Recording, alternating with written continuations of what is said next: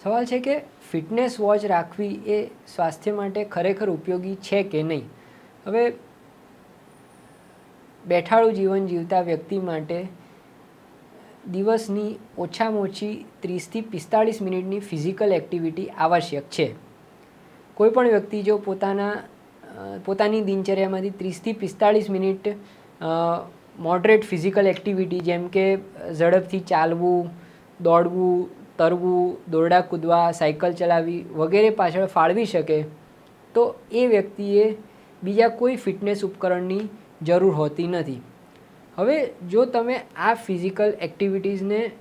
Measure કરવા માગતા હો કે ભાઈ તમે ચાલ્યા તો કેટલા કિલોમીટર ચાલ્યા, દોડ્યા તો કેટલી ઝડપે દોડ્યા, તમારા દરેક પગલાં વચ્ચેનું અંતર કેટલું હતું, દોડવા દરમિયાન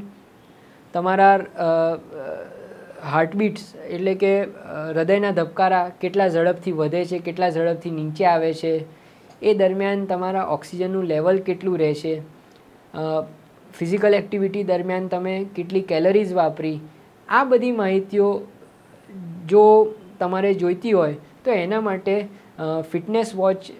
વસાવવી એ એક સીધો ને સટ ઉપાય છે. એ ઉપરાંત હવે નવી આવેલી જે ફિટનેસ વોચીસ છે એ હૃદયની કેટલીક કન્ડિશન્સ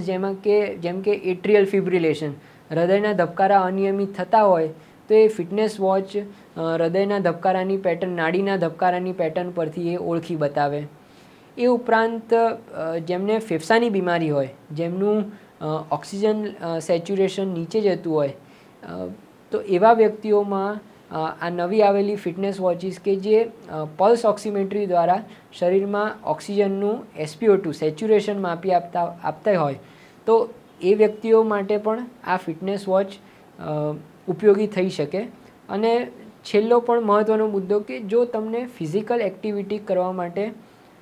મોટિવેશનની જરૂર પડતી હોય તો